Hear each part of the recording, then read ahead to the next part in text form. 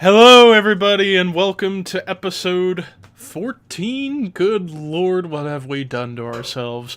Episode 14 of the Shadow Cold podcast, and this is a very special edition of the... Why did I just realized I fucked up. I said Horseman. Oh, God. You realize he's episode 14. Cut, print, action. Print, chapter gate, moving on. It's live, folks. We ain't restarting. No, it's live, and it honestly makes it better. Honestly, Get that. Now it's in. Okay, welcome to episode 14 of the Shadow Cold podcast. I'm so used to the Horseman podcast because I've been doing that longer, but hey, it takes some getting used to. Anyway, this podcast has lasted longer than Wrestling Society X. That's an accomplishment right there. Isn't it great? But regardless, yes, this is episode 14 of the Shadow Cold podcast, and this is a very special episode as, of course, Scott, Walt, and myself are joined by probably my favorite wrestling YouTuber I've watched for about 10 years now, and very rarely have we gotten to do stuff together. I think in the past... we've done 2 streams together, one with Simon Eichel and one with you and Robbie One Kenobi for trivia. Please welcome James Williams, a.k.a. We Are Pro Wrestling. People. Pleasure to have you on, and finally some form of collaboration on any of my channels as opposed to like other people's stuff. So, feels good, and it's cool to have you on, and... boy, what an episode you decided to pick to join us for. As we talk SummerSlam 1993. Yes, we are continuing SummerSlam month. And real quick before we continue, just a reminder of the rest of the SummerSlam month schedule.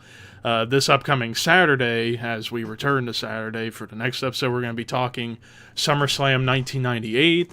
Then the week after that, we're going to go back a little bit and talk about SummerSlam 1995, which James just did a From the Vault on earlier in the week. And then we conclude the month with arguably the greatest SummerSlam of all time and one of my personal favorite shows of all time, SummerSlam 2002.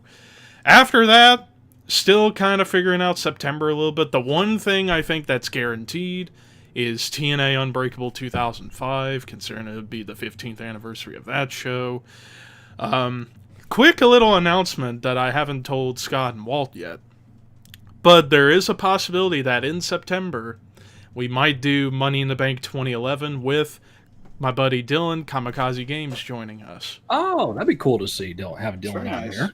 Yeah, so he can finally do something again on this channel. Yeah, that'd be cool. I'd like to get Steve Mesa on this show. I think Steve would be a great contributor. Dylan is, by the way, the guy who created our intro video, by the way. So, okay. Respect to him. Respect to Dylan. Yep.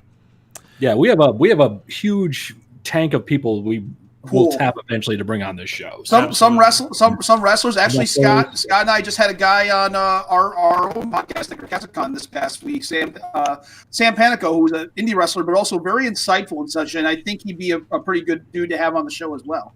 Yeah, definitely. I'll have to look Sam on here. Sam, I am. Shirley Doe.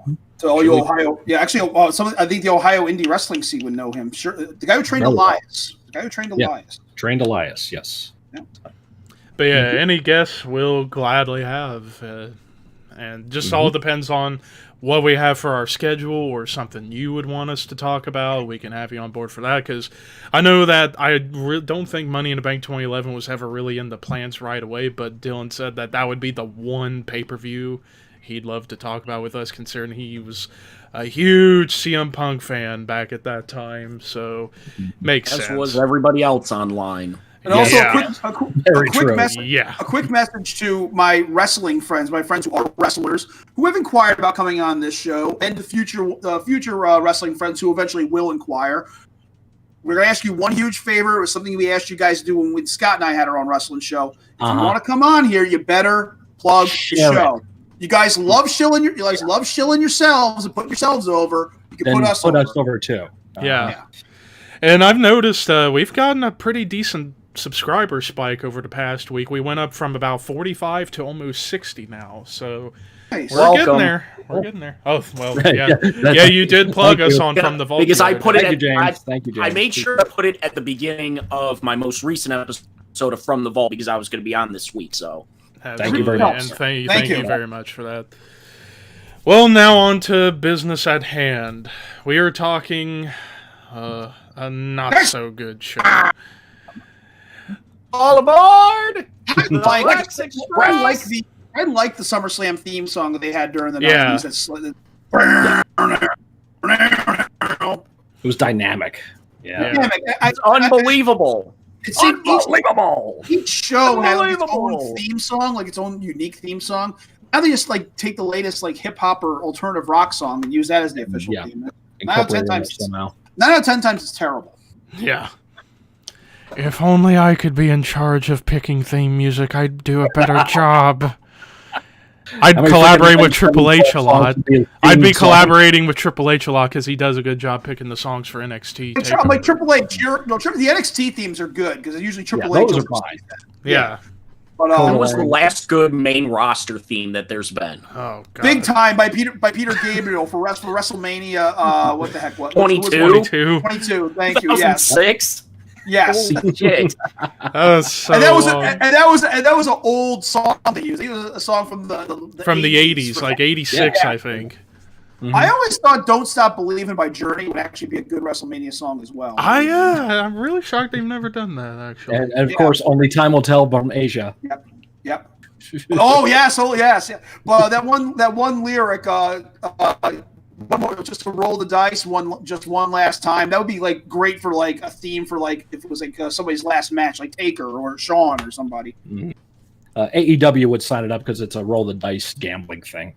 Hey, what's AEW and their fucking dice and their gambling and their stupid battle royal gimmicks? Strip poker, AEW strip poker. That's going to happen. Sonny Kiss is going to win. Yeah, exactly. Sonny Kiss is going to win it. Okay, if Bischoff buys the company and they take all the titles, there you go. AEW strip poker, strip everybody their titles. I can see like Joey Janela like coming out like ready to play strip poker, and it's like, and Bischoff's like, it's not that kind of strip, you idiot.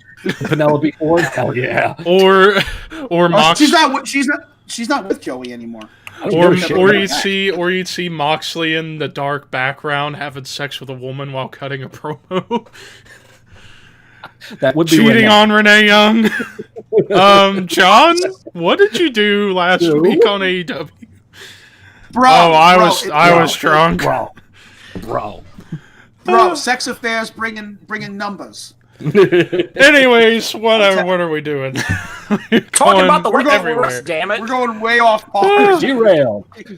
Focus. The undisputed king of the World Wrestling Federation, and go. And go. Yeah. So we are talking SummerSlam 1993 from the Palace of Auburn Hills outside Detroit. James' neck of the woods. I could sense the venom in your voice when you had to say Detroit. Rest in peace, the Palace. Yep. As James says, we're cool except for that one day a year. One day. Remember, football is fixed. We don't lose. We put you over. That's right. It's a work. It's all anyways, enough football talk. On to the wrestling. I'm thinking, is James a Michigan native? Yeah. Yes. Oh, okay. That's why, and I'm in Ohio, so that's why we got the little rivalry here. Yeah, a little bit. New York and Vermont. It's so weird. Michigan, Ohio, New York, Vermont. Although, speaking of which, off topic, who knows if there's even going to be a game this year? Exactly. If Big Ten even like. Anyway, Palace of Auburn Hills. Rest in peace to the Palace. Yep. I'm shocked they tore that building down. It's less than 35 years old. It's a wrestling staple, too. WWF had a lot of shows there. Yeah. ECW had a lot of shows there, too. You're right. Absolutely correct, yeah. Mm-hmm. I think one of their final shows was actually out that way. So, as we typically do on the Shadow Cult podcast, we do the actual statistics and Scott's legendary foo section. Mm-hmm. But I figured for this week, let's begin with the foo. And, actually, I forget. let's talk about where the company and the business as a whole was in August 1993. Short answer from my end. Not that great. So we're on the descent. Where we're at this point in 1993, it's actually a little bit more of a standout year than you think, even though it's baked right into the wrestling recession at this time between 91 and 95. What you have in 93 are some pretty significant changes. Number one is the creation of Monday Night Raw. That debuts in January 1993. And that was a game changer for the business, because before that, we had primetime wrestling, which was just a clip show, really. It was just using footage from matches that were taped at various syndicated TV tapings.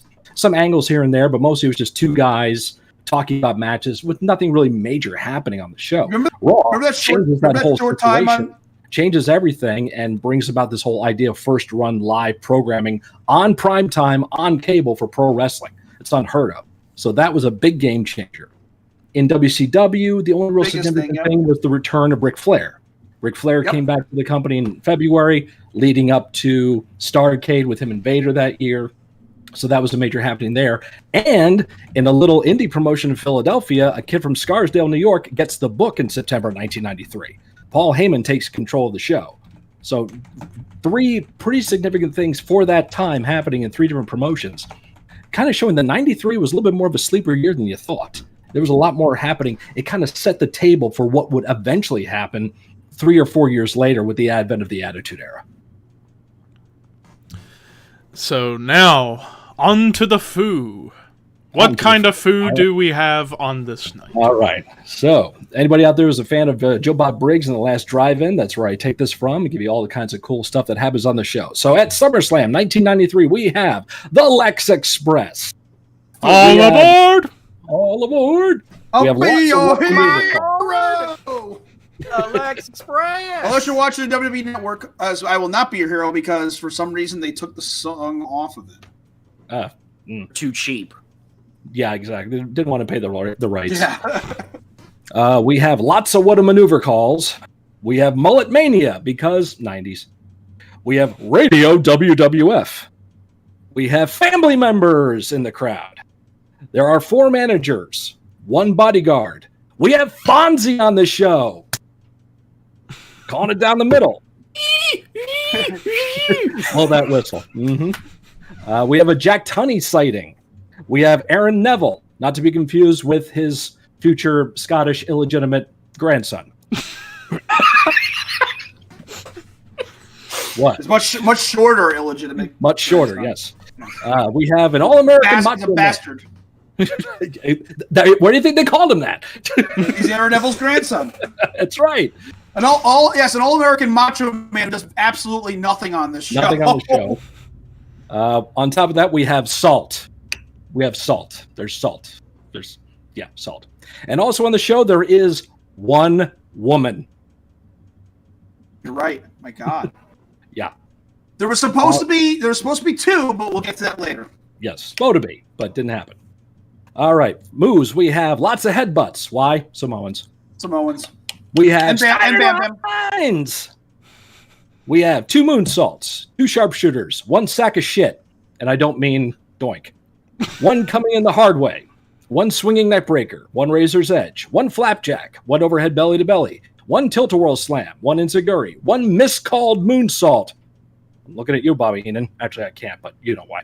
1 DDT, 1 Northern Light suplex, 1 tiger bomb, 1 top rope bulldog, 1 Frankensteiner, 1 slingshot, 1 perfect plex, 1 abdominal stretch, 1 stump puller. There's something you don't see much any day these days. 1 failed whoopee cushion, 1 pile driver, 1 torture rack, 1 top rope clothesline, and 1 big ass body slam. For the foo, we have turnbuckle foo, bad guy foo, racket foo, Detroit foo. That's for you, Levi. 1040 foo, clown bucket foo, crutch foo, finish foo, chair foo, stare foo, manager foo, RIP foo, schoolboy foo, and red, white, and blue foo. And Jim Ross and Gorilla Monsoon calling the show on the radio foo. And unbelievable foo. Yes. Foo too, yes. That was the crazy thing. You finally get Jim Ross and Gorilla Monsoon together, and they're calling the show. Exactly. Yeah, they're calling the show on the radio. But then again, I don't know how well those two would have fed off each other. We'll never know, sadly. Nope. But now with the foo out of the way, time to talk about the numbers about the show. Incidentally, do we have sound on YouTube? I just want to make sure we have. Yeah, we do. We're good. Okay. Oh, good. We're good. We've just been talking with no sound. We had that problem before a couple weeks ago. Yeah, we did. That was went to the whole spiel there and realized, oh shit, we didn't have any sound going. So yeah, go ahead. So for SummerSlam 1993, so we had for the attendance 23,594 sellout, live gate of $215,000 with $250,000 pay-per-view buys, 250,000. And one note, this is the second most attended SummerSlam in the history of the show, only behind 1992. Wow, I didn't know that. Behind Wembley Stadium. Cow. And funny enough, speaking of 92, as far as the comparison to 93, everything, or 93 and 92, so for 93, everything was down, live gate, attendance, and even pay-per-view buys. But of course, with live gate and attendance, of course, because they were in Wembley Stadium. Going from 80,000 people to almost 24,000. Exactly. So it's like... And then for that. Yeah, and then for the pay-per-view buys, 30,000 less than in 92. But as far as the rest of the pay-per-views compared to 93, actually SummerSlam being the highest attended show of 93, second highest live gate with WrestleMania 9 being first, and then it was the second most bought pay-per-view with WrestleMania 9 being first. So yeah, business-wise, despite, of course, going from a stadium to an arena, still for an arena show, pretty fucking good. Yeah. The context of 1993, this show did really good, and there's one reason why. We will get to that in a little while. Yep. Now, as far as the show itself, well, I could honestly... I'm torn between this or 99 being among the worst. I would throw 96 in there as well. I'm not understanding where you're getting this worst thing from. I mean, here's the thing. I mean, when I was 13, 14 years old, when I actually watched this pay-per-view, I was a little underwhelmed with it. But now that I've seen it with fresh eyes, I mean, I don't think it's as bad as I don't see it being bad at all. Yeah. It's not great by any stretch of the imagination, but I don't think it's horrible. No. Definitely it's not. No King of the Ring 95. Let's just say that. That is true. I mean, Scott and I are veterans of the indie circuit. We've seen shit shows. Trust me, we've seen shit shows, and this we've been on them. We've been on them too. My God, yeah. Yeah, I'll kind of explain it as we go along for me, but regardless, so SummerSlam 1993. Let's go ahead and get into the card itself. We did have a dark match. We did have a dark match of Owen Hart versus legendary jobber Barry Horowitz, in which Owen gets dressed. Owen beats Barry. Mm-hmm. But other than that, we have 10 matches on the card. So let's go ahead. It was going to be 11, but we'll get to that later. Mm-hmm. So we kick things off with the $1 Million Man Ted DiBiase versus the bad guy Razor Ramon. Mm-hmm. So DiBiase, I believe this was wasn't this around the time when he and IRS sort of split up Money Inc. by this point? This was Teddy's final WWF match.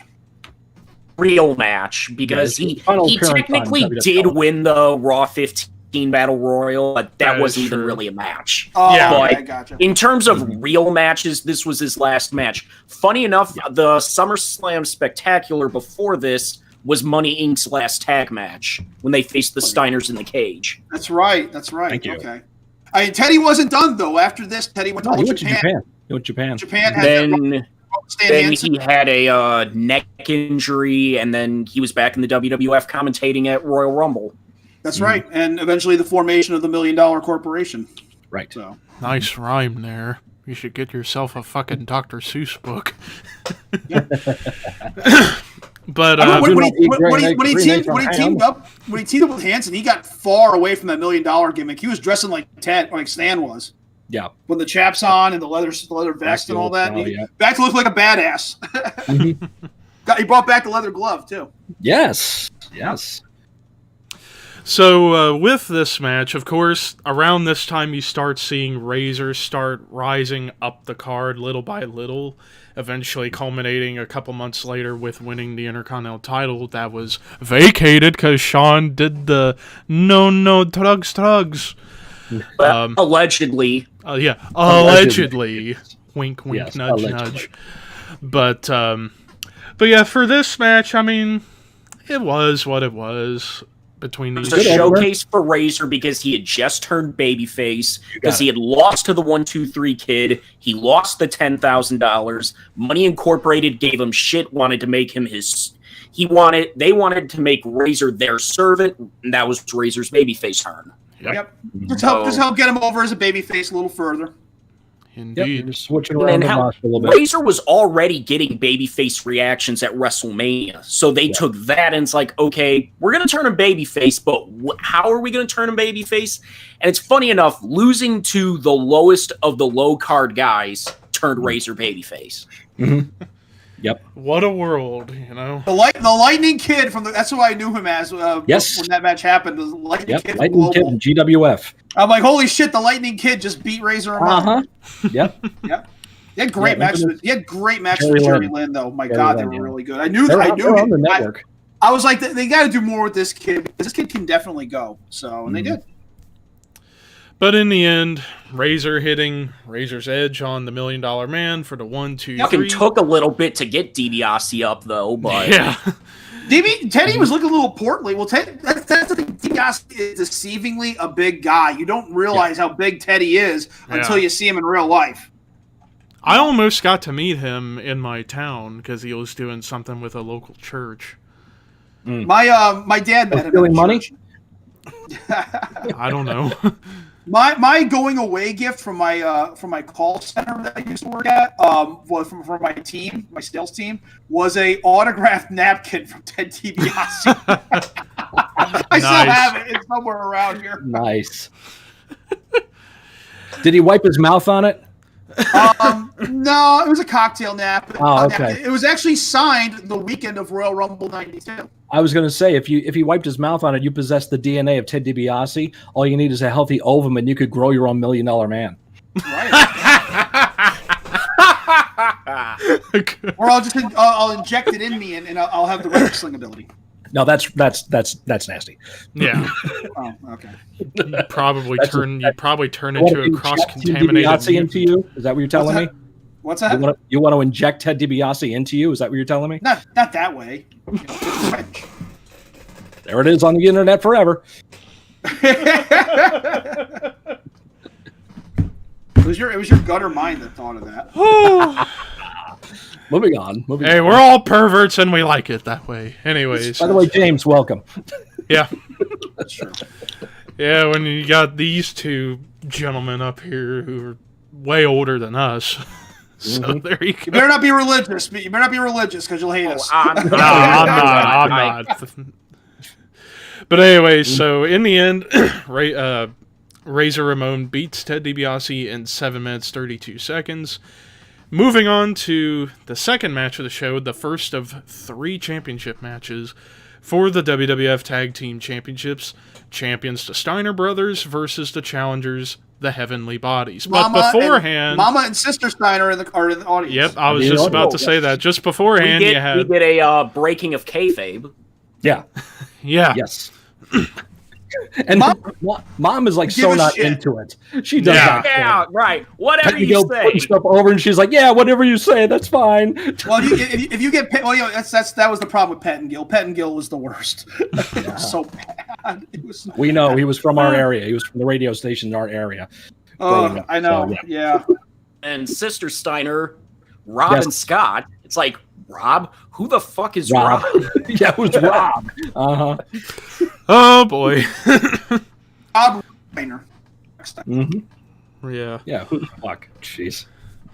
But yeah, so Steiners versus the Heavenly Bodies, and of course you would see old Corny coming out doing his shtick.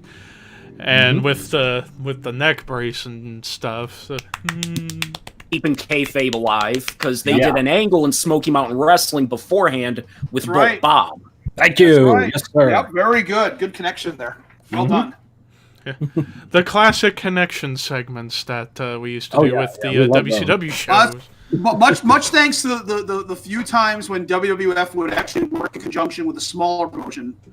Mm-hmm. They did it with Jerry Lawler and Smoky Mountain at this time. Right. They would pretty much work with anybody except WCW. Yeah. Gosh, I wonder they're breeding grounds for talent. They were working with All Japan throughout almost the entire 90s. They made no mention of it, but they did. Mm-hmm. New Japan had their light heavyweight championship. It just never went back. It just never went back to the States. Vince didn't give a shit until it was time. Yeah. We need a light heavyweight division, and hey, you know that light heavyweight championship? We need it back. Yeah. Would you mind? Would you mind giving it back to us, please? Actual belt they got back. That belt got lost somewhere. It was part of the J Crown. I think it was part of the J Crown. Yeah. It was. Yep. Mm-hmm. I think Dick Togo had it. No, Dick Togo had the British Commonwealth title. All right, we're getting way off. Yeah. Good old anyway, Togo getting mentioned in SummerSlam '93 is a perfect indication that we're like way off. Yeah. Mm-hmm. But hey, it's what we do on this show. That's right. So this match, definitely a step up for sure from Razor and DiBiase. I thought the match was decent. Good match. Good match. Good. Everyone. Here's it was a match here's the thing. Showcase Razor, get him over, introduce him as a good, strong babyface. The Steiners went full Rock and Roll Express. 85% of the match was them getting or letting the bodies get heat on them. See, there you go. I forgot we're on the second match. I was still talking about the first one, Jason. Steiners knew how to work with a Jim Cornette team because they worked with the Midnight Express for all those years. Right. Exactly. Yep. But a lot of it was Rick getting a beating, and a couple of hope spots here and there. Tagging Scott. It was all built around Frankensteiner. That was the whole there. Yeah, a lot of good blind tag spots with the bodies and everything, and working the referee around and making him move. And Jim with some great reactions with the camera. Would you get that camera on my face? I'm trying to discuss a secret plan. I'm trying to discuss some strategy. The guy who should be calling that match was up on the rafters with Gorilla. Yeah. Because when the Frankensteiner hit, Jim Ross in WCW would lose it every time Scott hit the Frankensteiner. He got him, Frankensteiner! He got him! But Vince was like, oh, what a maneuver! He got him! Oh, Vince. You get the mistake moonsault call. Yes, that's where you get the missed moonsault. Yeah, it's a somersault, Bobby, not moonsault. Didn't they miss the first one that Jimmy did? They never forgot to get it, I think. I think they did. The one that was outside the ring. Right, yeah. That's another guy who was Gigolo Jimmy Del Rey. Jimmy Del Rey was a mini Undertaker. Jimmy Backlund. He was another ginger kid. Jimmy Backlund. Then he went on to WCW to become Jimmy Graffiti, and then we never heard of him again. I think he died like a year or two ago. He did pass away. Yeah. Mm-hmm. How about Todd's favorite wrestler of all time? That's good for him. Dr. Todd's still with us. Dr. Tom's still with us, though. Thank you very much. Tom Pritchard. Yep. Another guy who could go. Could definitely, if you watch like any of his CWA stuff, like his Texas Death Match with everybody. Yeah. Yep. But in the end, Steiner Brothers defeated the Heavenly Bodies to retain the tag team titles in 9 minutes 28 seconds. And this was supposed to lead to rematches in Smoky Mountain Wrestling until they decided to put the belts on the Quebecers the Raw after SummerSlam. The Quebec rules with the tag team. No top rope moves, disqualifications, and countouts. Yep. That was a smart way to make sure, because it's like the Steiners were like considered at that time the best tag team in the world, and that was a smart way to get the belts off them without having them have to lose or get pinned in any way. Right. They probably weren't having it. They probably weren't going to have it anyway in that way either. I can see Scott. You think you're going to pin? Yeah. But now moving on to the third match of the show and the second title match, and oh boy, a couple of us are going to have some things to say about this one. For the Intercontinental Championship, champion Shawn Michaels with Diesel versus Mr. Perfect. Where to begin with this one? Yes. One of the longer standing feuds heading into the show, because it started at WrestleMania 9 after Perfect Luger match. Luger went backstage to attack... No, Perfect went backstage to attack Luger, and then out came Shawn Michaels. They had that brawl outside in the parking lot before Raw. Yep. And then it was Perfect who cost Shawn the Intercontinental title against Jannetty. Yep. So... relevant this week, by the way. Yeah, way to go, Marty. Yeah. Go, Marty. We'll get back to you. We'll get back to you later in the show. But yeah, this match. I mean, James has said it several times in like videos in the past. You would think a match between Mr. Perfect and Shawn Michaels would have been one of the greatest Intercontinental title matches of all time. However, you had no knowledge about this show or anything, and you see on a card Mr. Perfect versus Shawn Michaels. It's like, oh my god, this is going to be great. But then, well, it was okay. It was good. It was one of the better matches on the show, but it was still a decent match. It was watchable. It was watchable. But was it what it probably should have been? Hell no. When you pretty much build this as the greatest Intercontinental Championship match of all time before it even happens, you're setting yourself up for disappointment. Seeing AJ Nakamura at WrestleMania went, oh, it's the dream match, the greatest match ever, and the crowds have a seat. Then it happens, yeah. Yeah. Well, yeah, at 14 years old, I think this is where, when I saw this, I was a huge Mr. Perfect fan back then, and I was really excited for this match. I thought it was going to be a doozy. This is where the letdowns on the show started. I think it was more the finish. The finish. The finish, it was very lackluster, and it didn't really leave any sort of like relevance or anything hanging after that, because even though Mr. Perfect went to the back to go do whatever. This was the blow-off. It was supposed to be, yeah. Yeah. Yep. And how long did the match go? It was like, what, 10 minutes? 11 minutes, 20 seconds. Mm-hmm. Yeah. I would figure a match like this would have gone 15, maybe 20. Yeah. But I thought this match should have been later in the card, too. I thought it was That's too very That true, could be another factor in there, too. But yeah, it just going back to that point, you would have thought this could have been one of the best matches you would ever see at that time, and for some reason it was a big disappointment. This was Mr. Perfect of 1990 and Shawn Michaels of 1996. Then it would have been amazing. If it's time, it'll be great. Yeah. 1990 was Kurt Hennig at his peak in the WWF. 1996 was Shawn Michaels at his peak in the WWF up to that point. Mm-hmm. Yep. And great. Yeah. Again, it is what it is. It was kind of put there third spot. Could have been higher on the card. Give them a little bit more time. Better finish. Could have got people involved in it instead of just Diesel and doing a count out. I thought actually at the end of that match when I was watching, I was like, this is a good spot for Razor to come out and say perfect. But they didn't do that. I'm Kurt Hennig and Big Scott Hall. Yeah, exactly. Exactly. Yes. But in the end, that old AWA connection going on there between the two guys in the ring. Yeah. Yeah, you're right. A three-way AWA connection and one half of the Master Blasters. Yes, sir. Mm-hmm.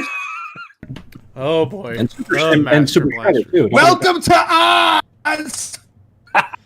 Welcome to Oz. Look at my monkey. Welcome to Oz. But in the end, Shawn Michaels defeated Mr. Perfect by count out to retain the title in 11 minutes, 20 seconds. I have Oz hair now. First time that the Intercontinental Championship did not change hands at SummerSlam. Yes, that's right. First time it didn't happen. Mm-hmm. And I don't think we even saw a super kick in this match, did we? Not in this one. Sean really wasn't using the super kick much in this. The teardrop suplex. The Saito suplex there. Yep. Yeah, the grab your balls and suplex it type deal. It was like the super kick was just a spot. Yeah. Mm-hmm. Never used it. There was no tuning up the band and all that stuff yet. It was more like a cutoff spot, but he didn't even use it that much then. It was more the suplex there. Right. I remember Casey started using that suplex. Heenan does do the Shawn Michaels has left the building on commentary thing. Yes. Later, I believe in the match before the main event, I think. Yes, it was. Yeah, that was right a running the six-man tag. Mm-hmm. Yeah. That was a very Muppet Show-like running gag of a It's a running gag. It's like a Miss Piggy would leave the building. Shawn Michaels. Moving on to the following match, we get random one-on-one match. We get the 1-2-3 Kid versus Erwin R. Shyster. Me personally, it should have been Razor and the Kid versus Money Incorporated in tag match. Now that you say that, looking at the card, that probably should have been the match. Would have consolidated the card, would have allowed a little more match time for some of the other matches. Okay. Spoiler alert, you could have given Kid a win. That's true. That too. Yeah. That too. Yeah, because this was supposed to close that feud up because DiBiase was on his way out and they were just to move things on for everybody, and it really kind of hurt the ebb and flow of that feud because you had Razor going up clean on Teddy. And then you have IRS cleanly pinning, like out wrestling the Kid with a clothesline. Yeah, jumping left arm clothesline, mind you. That was his 1040. That was his finisher in the WWF Royal Rumble game. So for the second, that's a throwback. Oh, wasn't the write-off the Samoan drop? That was like his regular finisher, but that 1040 clothesline was like his secondary finisher, and that was the one he used in that game. So when I saw this match 14, being that I had the game and knew it, I'm like, oh, he's done. Kid's done. Kid's finished. But yeah, with this match, I mean, for the time it was given, it was enjoyable. Wasn't anything amazing, but wasn't bad. It was just mid-card. It was a mid-card match. It got its point across. It was a down part. It was a downfall in the show there. It's got to go up and down a little bit, and this is a down part to build it back up. Are we going to completely real negative is probably... Go ahead, James. Go ahead, James. You first. Only negative you could probably say is the wrong guy went over. Yeah. Yeah. The Kid should have definitely could have been a schoolboy, even though they use that later on, or inside cradle, something quick. Because the Kid's gimmick was he was the underdog and he was causing all these upsets, and makes sense. Also, he cuts like the most by the book pro wrestling one-on-one babyface promo before the match. Yeah. Which brings me to why haven't we mentioned this new guy? Joe Fowler. Yes, oh yeah, I think he was there until Survivor Series, and then you never saw him again. Mm-hmm. He was like Greg George was around a lot longer. But who was that blonde-haired guy, Scott, in the '80s? Who did like a lot of the West Coast shows? Always did the backstage segments, like Gino. But I think he handled the West Coast. I can't remember. Not Lee Marshall.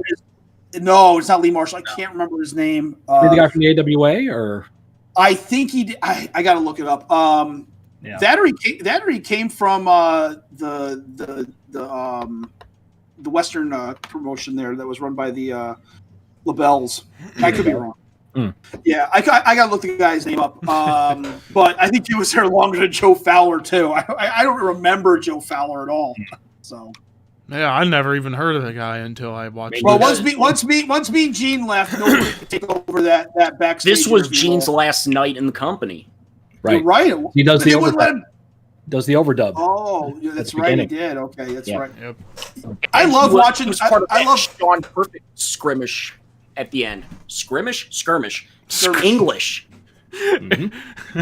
I can word. Can you? I loved. I got good education. That's right.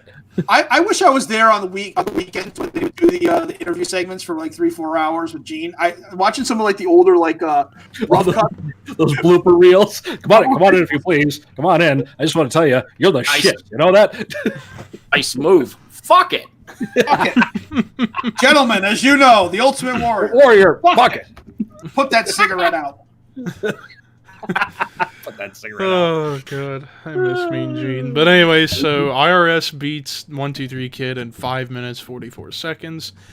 Straight into the next two matches, we're going to talk about them together since it fits together. It was supposed to have first been Bret Hart versus Jerry Lawler to crown the undisputed king of the World Wrestling Federation. And beforehand, you had a little interview with Owen and Bruce in the crowd.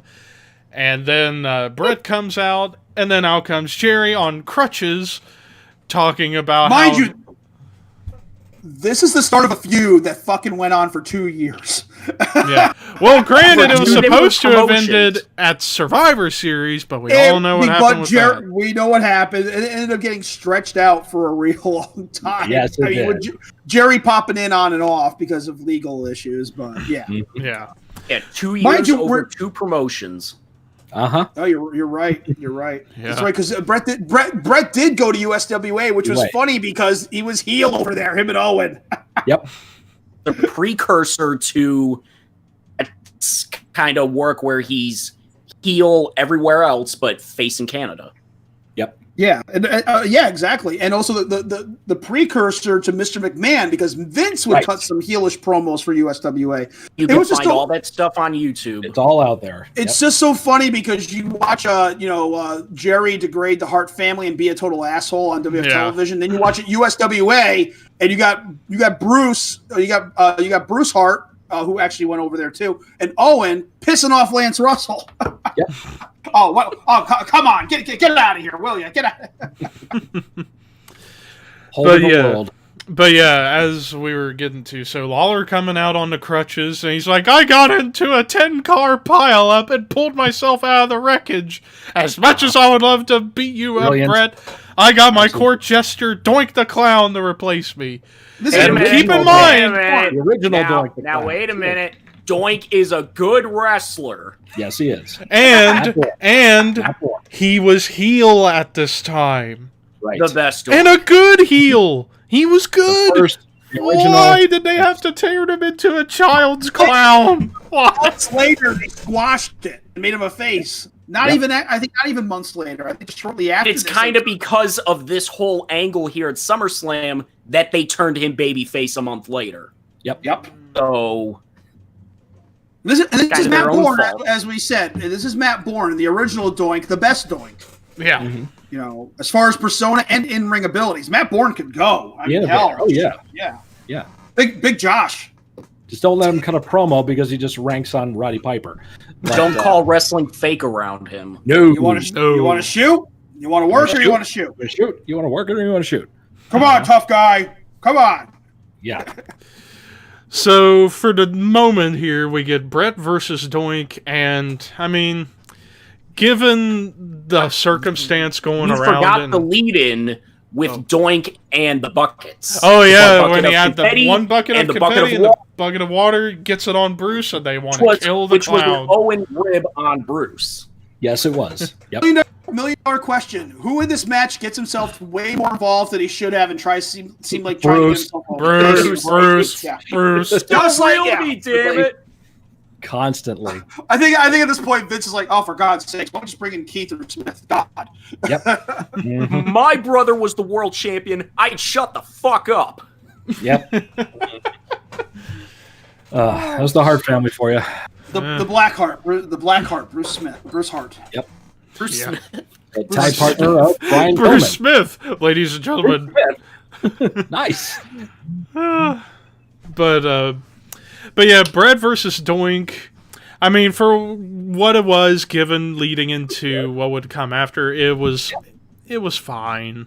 It was a fine match. What it needed to do to lead to what Bret was going to end up doing with Jerry Lawler. Exactly, and Bret Hart would beat Doink by DQ because Lawler faked the leg injury just to get one up on Bret, hits him with the crutch.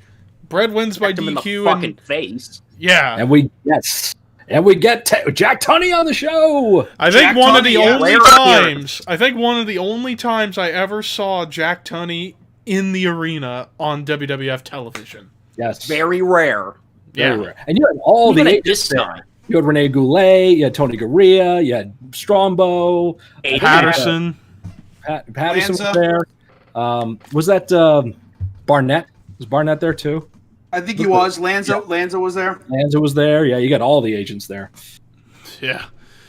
So, and then after all that happened, as Lawler's walking up the ramp, Jack Tunney comes out and basically makes the announcement, if he does not compete against Bret Hart, he will be banned from the company for life. Yep. And huge Bret pop. decides, a huge pop, and then Bret just goes after him, starts whooping his ass, and then we get the match. You see Patterson's like yelling and losing his mind at Lawler. I mean, you had Patterson and you had Fonzie there. It's some of the most animated people in wrestling. It was exciting. Yep. So we and this place is going banana. Yeah. When we make Jerry go into the match and make them ring the bell, this place will go banana. So we finally get Lawler versus Bret, and it's basically just a beatdown of Jerry Lawler for the most part, culminating with the finish. Sharpshooter. Seems like Bret wins. Not letting go, because he's like, I'm not going to let this so-called king disrespect my family any further. Cinches it in, keeps it locked in for, God, it felt like 5 minutes. Long. And reverse decision. We get a little like precursor to what would become Fonzie in ECW. Because he's the referee in this match, and he's in Bret's face like, I'm the referee. You break what I tell you. I'm the referee. You break what I tell you. Leading up to what that character he would do in ECW a couple years later with the whole banning of the choke slam and being the NWA official, enforcing all the stupid rules that they would do back then. Bret and like a small handful are the only few guys that can make the sharpshooter not look like shit. Yeah. There's a lot of people who make it look terrible. They can't do it right. The Rock. The Rock. And just to go to show how bad The Rock was at applying the sharpshooter, Bret are going on Twitter. I have a lot of respect for The Rock, but I'd be more than happy to teach him how to apply the sharpshooter properly. Yeah, exactly. Mm-hmm. Bret, Natty, obviously Natty's got to do it right. Sting, obviously, and Choshu. That's really it. Those are the four people that I think that can do it without it making it look terrible. Mm-hmm. Yeah, it always looks sloppy. It always looks like it doesn't hurt. I remember when Sting did it to Rollins, it looked awful. When Sting did it to Triple H, it looked terrible. But that was age and injury. Yeah, I don't know. Of course, when Bret cinched in the sharpshooter later on in that match, it was actual payback for the crutch to the face and the throne shot at the King of the Ring, because Lawler hurt him twice. So it's like, okay, fuck you. Yeah. Don't stiff me like that again. Pressure than needed right there, brother. That's all you need. Stuff is getting over, by the way. The crowd is reacting. Yeah, they're going nuts throughout this whole thing. They're going banana. Bret's already been champion. He's been there, so he's still high on the card. Lawler's got incredible heat, and it just works. The whole segment works. And that just goes back where some people say this is one of the worst Summerslams. The crowd reaction kind of pushes that out. Begs to differ. It's a huge reaction. Bigger reaction they get nowadays. Yeah, I mean, I like to judge and gauge crowd reaction over more than what Dave Meltzer says. So. Exactly. Yeah. Fuck Dave Meltzer, by the way. We forgot to say that. Yep. So in the end, Jerry Lawler beats Bret Hart by DQ in 6 minutes 32 seconds. 2 straight DQ finishes, folks. Yeah. You might have kicked my ass, but I still won. Yes. Yeah. Following that, great heel tactic. Yeah. Following that, we get a promo segment with Ludvig Borga talking about America crumbling and all this and that. Leading Express wasn't here. Yeah. No. Tony Holloway. Yep. One of the last graduates of the Vern Gagne wrestling school. Yep, Brad Rangens trained him. By the time he got done training and was ring ready, AWA was closing up, so they had no place for him. So his good friend Scott Norton made a phone call, brought him over to New Japan, where him and Scott were a tag team. But then again, actually, the reason why he was there for about 3 years and had a pretty decent run, but he got into a backstage altercation with Scott Norton. His own friend who got him there, and apparently he sucker punched Scott, and then he got into a fight with Road Warrior Hawk. Jesus. Yeah, what the fuck? What was he thinking? So they quietly got him out of there, and he came to the WWF, and here he is. And you read up about Tony, it's like amazing life he had. But he's a Nazi. Fuck him. Wrestler. I'm getting there. Give me a second. Wrestler, MMA fighter, author, recording artist, been in movies, and politician. He was actually part of the Finnish parliament. Yep. And on top of all that, he was a Nazi piece of shit. And he also took his own life. But all that other stuff there, geez, like crap, I had no idea he did all that stuff in his very limited career. Time on this planet. And I didn't know he was an MMA fighter until looking him up on Wikipedia and saw he actually had a fight with Randy Couture in 1997 on UFC. Couture choked him out. Yeah. Yep, Couture choked him out. His time here was very limited, as Scott said. He was here less than, and they shot him right to the top of the card as well. It was this pay-per-view. It was this pay-per-view. It was the next pay-per-view, and that was it. Yeah. Yep. And but look, the guy had a legit fighting background. I mean, they said him and Road Warrior Hawk got into a fight. They didn't say he lost a fight to Road Warrior Hawk. We don't know what happened. Yeah, we don't know who won and who lost. Guy had a legit fighting background. He was an amateur boxer before getting into wrestling. Came from Ganyas. He was basically Finnish Brock Lesnar. If you look at, he looked like Brock Lesnar. He did. He did look a bit like Brock. He looked like his illegitimate dad. Yeah. Yeah, he had an impressive look to himself. As far as wrestling ability, he was an AWA big guy. Yeah, well, let's see. Hold on. So Borga was trained by Vern, which is Minnesota. Next door to North Dakota. Borga maybe went over there one night, met a chick, knocked her up, and Brock Lesnar came out. I'm fine. Makes sense. Makes sense. I just made the connection. Yeah, there you go. You're welcome. But he was with the company, I think, no more. It was this than the Survivor Series, and he got hurt and had to miss Royal Rumble, and then he was gone. He was out of there. From what I heard, they had plans for him. Mm-hmm. He was supposed to have he was supposed to have the match with Earthquake at WrestleMania, which ended up going to Adam Bomb. Yep. Like, judging by the end of this show, and we'll get to that, it was supposed to be a lot bigger for Borga than what ended up happening. Yep, and we will get to that. Booking. Like, it was weird booking. Let's just say that. Which perfectly leads into the following match: Ludvig Borga versus Marty Jannetty. And of course, this is basically a showcase for Borga, and Marty's just there to put him over, pal. Yeah, it gets a couple super kicks in. It's very interesting to see the torture rack being used on a show with Lex Luger, and he's not the one using it. Exactly. Yeah. Because that was the finish. Right. Borga beats Jannetty with the torture rack. Lex never used torture rack during his entire time. Forearm. He's using the forearm. Yep. Thing there, yeah. Which means they probably had plans for Borga all the way down the road. Hey, pal, don't use that rack anymore. We got somebody else using that. Yep. Yeah. He just can't use it on Yoko because he's too big. They probably had plans to do Ludvig Borga and Lex Luger down the line. Yeah. Here's the thing, though. This match actually, Marty went and did what he was supposed to do, help make Ludvig Borga look like a monster. I bet you, though, if they told Marty make it a competitive match, we probably would have got a solid match. Because I think Ludvig, I think Borga would have been a great base for Marty's technicalities and his high flying. And this match, we get a couple of super kicks, actually. Yeah. Yeah. So here's the thing about Marty: just as good as Shawn, not the charisma though. No charisma, yeah. And didn't know when to quit. Who's the Jannetty of the tag teams? Yeah, he was way too. Joke. Marty's problem was he didn't know how to slow down. That's what made Shawn better. Shawn was better at pacing, and he was a little more charismatic. But when it came down to fundamentals and in-ring capabilities, they were pretty much even. Yeah, they were pretty even. Yeah. That's why their matches were so damn good against each other. Yeah, absolutely.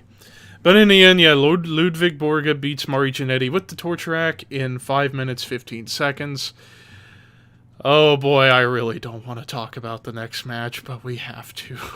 Oh, yes! Okay, up next is the Rest in Peace match. Undertaker versus fucking Giant Gonzalez. El Gigante! Gigante!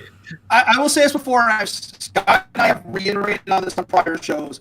Giant Gonzalez, or El Gigante back then, was fucking over. He was hugely over back. Not here. Not in this show. Not here. No. Yeah. Oh, no. He was a baby face. WCW early on? Yes. Yeah. His first incarnation? Oh, yeah. Huge. He was very... They pushed him as the giant who was bigger than Andre, and he was young, and he was playful with... He acted like babyface Andre. He was very interactive with kids. Brian Pillman's big best friend. That's right. It was weird to watch him. Like Brian Pillman always ran to the ring, and here comes this big giant chasing along with him. So yeah. But Elegante was very over in WCW and got a lot of pops when he came around. Just his in-ring ability was what we get here. So yeah, and poor Undertaker couldn't do anything with the guy. I left WCW because I didn't want to work with him. Then I come here, and now I got to work with him. It's like, motherfucker. Great rib. Vince, why you do this to me? You made me work with Giant Gonzalez. Yeah, exactly. That is that true? Comeback. Is that true? Mark didn't want to work with Elegante? Undertaker talked in an interview about memories of Yokozuna and how he wanted to work with Yokozuna first, and Vince told him, well, you'll work with Yoko, but not right now. Yeah, and then just right in his peripheral was Gigante. And it's like, okay, I left WCW because I didn't want to work with him. Now I'm here, now I got to work with him. Elegante's Giant Gonzalez's debut at Rumble was impressive, though. I mean, just out of nowhere, this huge hulking figure comes out and destroys the Undertaker, eliminates him, and then choke slams him, and just kept breaking his leg on the post. Working with a guy taller than him, like the stare down at WrestleMania 10 was intriguing. Too bad the bell had to ring. Mm-hmm. Bell rang, and we got this. I mean, even the great Muda couldn't. Well, no, Muda did a better job than Taker did with Elegante. The only good thing I'll have say about this match, Paul Bearer's return and knocking out Harvey Whippleman. This was the first time we had the lights out entrance with the Undertaker. Was this night at SummerSlam? That's right. Gong, lights out. He comes out, arms up, lights on. Yep. Great. That's right. Yep, that's right. More advancing of that character. We get Paul coming out, like you said, later on with the roses, which was a nice touch. And him dropping Bruno at ringside there was fantastic. Beats up Keith Zimmer. Keith is downtown. Is the downtown Bruno? Yes, the whole build to this match. It's like, what's a rest in peace match? The rest in peace match is this and this, and he skips around it. And then SummerSlam Spectacular. What's a rest in peace match? The rest in peace match is whatever. And then it's like, oh, it's no disqualification, no count out, must be a winner. It's like, okay, wait up, fucking hype it up. It's a laurel wreath laid next to them.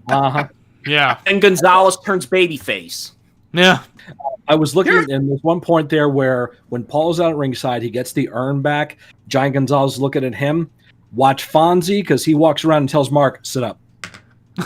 That's how Mark gets the cue, because that's when Paul brings the urn up there. And then the sit up. Okay, sit up. Watch Fonzie. He's the one who gives him the cue. But yeah. That's how you use the referee in your match, by the way. Like, this was better than WrestleMania 9, but not by much. No. Because they had that gimmick and they could do more stuff with weapons and stuff. I mean, Taker takes a hellacious Cactus Jack style bump into the stairs, like knees first. Yeah. But yeah. Gonzalez turns babyface, shows up on a battle royal later on in Raw, gets dumped out, and we never see him again. He goes to New Japan and does a few things there, and then he's done. He was supposed to be the Yeti. The Yeti! I didn't know that. He was supposed to be that until they put it on Ron Reese. I can see him more as the Yeti. I can see them like dyeing his hair white and giving him a white beard. I think that's what they were probably heading to. And then they give Ron Reese, who looks like Ron Reese was built like those dolls, those little porcelain dolls with one baby, like the family. You know, you take them out. Oh yeah. I forgot what they were called. What were they called? Tchotchkes. Okay. That's what Ron Reese was built like. I mean, it was like you can take his top half off, and there's another Ron Reese on the inside. He had T-Rex arms. He did. Yeah. Hence the classic Hulk Hogan sandwich. Wasn't he nicknamed a giant midget? Something like that. He was Reese. Yeah. And I believe part of the Ravens flock there, but I don't remember what else they were called him. Big Ron Stud. Big Ron Stud, thank you. That was it. But yeah, in the end, Undertaker beats Giant Gonzalez with a flying clothesline from the top rope. Right. That's all you could do. Yeah. In 8 minutes 4 seconds, and then of course you get the post match where Gonzalez chokeslams Harvey Whippleman, turns babyface, and then what Walt said. And that chokeslam was freaking pussy style. Yeah. Damn, Bruno. He didn't even clear Get him all the way up and drop his ass. No. Bruno probably told him, hey, Dad, just go easy on me with that chokeslam back's a little rough tonight. Yeah. It was like, come on, dude. Just post up there, get your fucking head in the fucking goddamn ceiling and take the bump. Come on. How many bumps do you take a year? I wonder if Taker and Gonzalez tried the tombstone prior to the match, see if it would work. Yeah, I wonder if they tried. No. I mean, I'll be honest. I feel like he probably could have. If he could tombstone Vader, he probably could have done Gonzalez. And he could tombstone Henry. He could tombstone a couple of others. He tried tombstoning Bundy, and that turned into just a slam. Big mess. Flying clothesline. Yeah. He pinned Bundy with a clothesline at WrestleMania 10 or 11. Yeah. All due respect, Gonzalez did not have the wherewithal, the body knowledge to be able to work with Taker for a move like that. He could no. And if that went wrong, that could have ended wrong for Gonzalez. He did suplex the gang, though. I did see him do a vertical suplex to the one-man gang. That was impressive. But Gang probably did most of the work on that. Yeah. That was Great American Bash 91. He goes, up! Then he gives him a vertical suplex. Perfect, yeah. But now moving on to the penultimate match of the show, and where we hear Shawn Michaels has left the building, we get a 6-man tag team match. Bam Bam Bigelow and the Head Shrinkers versus Tatanka and the Smoking Guns. This was to be a mixed tag match. Accordingly, it was supposed to be Luna and Bam Bam versus Tatanka and Sherry Martel. Then Sherry left the company, and also they were going to throw the Guns and the Head Shrinkers in as like a little throw-in match there for just to get the Guns over. But I guess so it's like, okay, well, we got a lot of matches on here. Let's morph them both together. Yeah. And to be honest, kind of a good move on their part because this was a pretty good 6-man tag. This was a good match. Fine. That triple headbutt spot was awesome at the finish. Yeah. Yep. Yeah. The Tonka just right up. A precursor of what you would see in Ready to Rumble. But it was the 4-corner. Oh, you had to bring that up. 4-corner spot. Yes. And I mean to sound like a pompous jerk, and I'm sure some indie friends will probably unfriend me, but if they pulled this spot off at an indie show, there'd be somebody with a broken neck. Somebody would collide with another person. Oh yeah, they totally screw it up nowadays. Yeah, they totally fuck it up. Somebody would hit somebody. They all come down like at different times, and one guy's head would land on the other guy's shoulder, and we have a broken neck, and then we got paramedics in there. It would go viral, and people would start asking for their their resignation, their head, and everything else. And Jim Cornette would rant about it on his podcast. Thank you. Yes. Yep. Dumb son of a bitch comes down. You don't do that shit. You're not the Head Shrinkers. You're not Bam Bam Bigelow. You don't have the timing and you don't have the rhythm. Motherfucker. Give me cheeseburger, extra cheese, extra mayo. Because that was like that was a dangerous spot. Because like one guy jumps a little too far, or one guy jumps at the wrong time, and we could have like a 4-way collision. Yeah. So it was a very well timed spot, very impressive. And we have three big guys. Let's see. We have on the show. We have Afa, we have Fatu, we have Samu, we have Rodney. They're all related. Tatanka was a big family, big friend of the family, the Anoa'i family, and you've got three official BSK members on the show too, with Rodney, Fatu, and Taker. Yep. More connections, I swear. More connections. Yep. You see how big Billy and Bart Gunn is another guy who's deceivingly big. You see him on TV. He looks like a decent style, like Zack Ryder and stuff. You meet this dude in real life, he's a wall. Bart Gunn or Billy Gunn. Billy Gunn is He's a freaking wall. Bart Gunn's a big boy too. And the thing is, like they can move. They were fucking agile. Yeah. Oh yeah. They were a good team during this era. They were. Yeah, it fit in fine. Probably if I were to have ranked like the top 10 most underrated tag teams in WWE history, Smoking Guns would be among them. For me. Sucks they didn't have a division to work with. Yeah, if they had more teams to work with, they could have been one of the best. Them against like the Bodies would have been really good. Oh, absolutely. Yeah.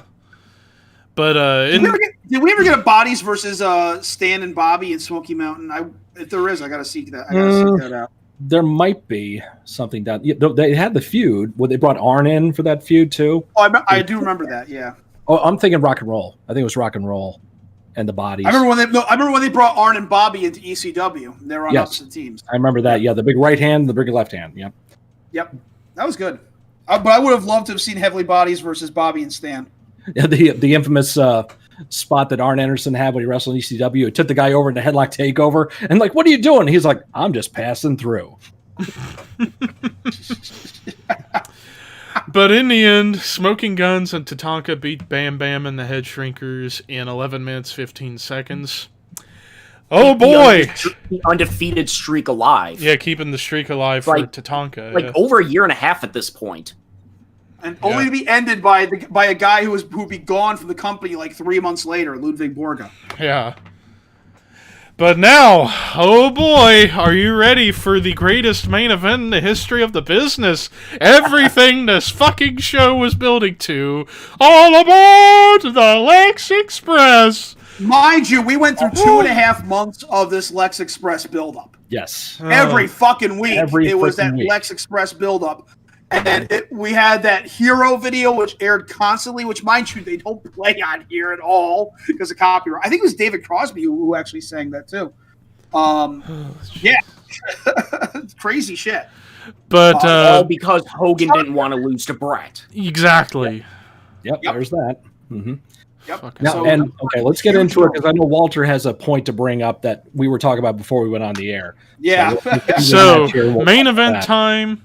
WWF Championship match, champion Yokozuna defending against Lex Luger. Beforehand, we get someone doing the Japanese national anthem, and then out comes Macho Man Randy Savage to bring Aaron Neville to do the American national anthem. One of your staple stars, one of your biggest draws in the company, one of your most popular guys, and he isn't doing a damn thing on the... Was Macho hurt, or they just... Well, don't you know that Macho was too old to be a main eventer? That's right, and they forcibly retired him. They retired him, just like they did Terry Funk. Terry Funk at the I Quit match. When Terry Funk lost the I Quit match, he's like, well, you're retired now, so we're not going to have you wrestle anymore. I didn't agree to that. Yeah, I didn't agree to that, jackass. I did not sign on for a match where I'd not be able to wrestle ever again. To Jim Herd, and I gave him these 2 middle fingers. But I think we need to renegotiate my contract. Savage, who is still ready, willing, and able to go. Oh, God, Jerry Lawler was older than when Macho was at the time. What the fuck? And he's bringing in Aaron. In all fairness, this is 93. Macho debuted in the company in 85. It's 8 years. He had a solid run. Randy should have gone home. Okay, he was that. There's nothing more he could do with him. That's why he retired him. Vince didn't want to give him up. That's a very good point. He was a solid guy in the card to have in the locker room. He was great on promos. He had the Slim Jim deal, which, if you watch the Lanny Poffo shoots, that's one of the reasons why there was heat between Shawn and Vince, Randy and Vince for years. But he had 8-year run, solid the whole time. There's really no other place he could have gone. So he should. And he did wrestle. He did have another WrestleMania after this. He did wrestle in 10, and he did show up in Survivor Series. So okay, fair enough. Yeah, it's just weird considering it's a big 4 card. I mean, shit, put him in the 6-man instead of Tatanka. Put Savage in there. I don't know. Maybe.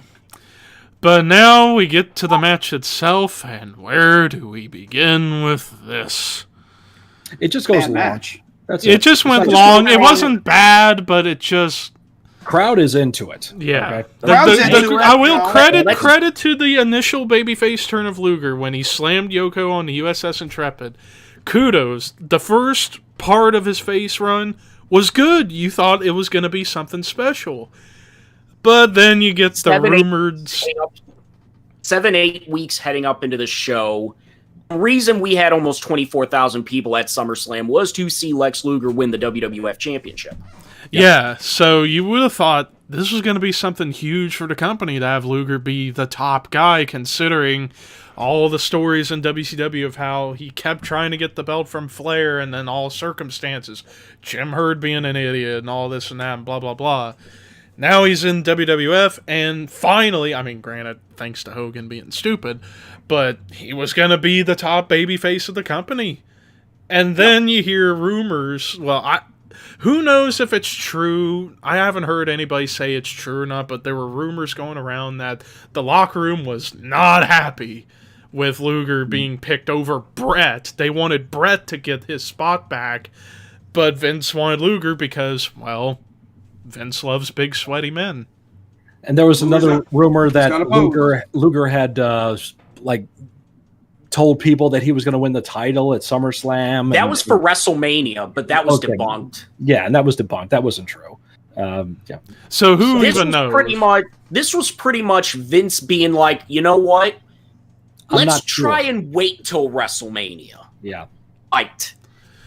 And sure enough, that would be the biggest mistake Vince would make with Luger by doing that. Because, looking back on it, took all the wind out of his sails. Exactly. And, it's easy to look back in hindsight, but this is obvious. Luger should have won the belt here to keep his momentum up. And instead, they decide to do this.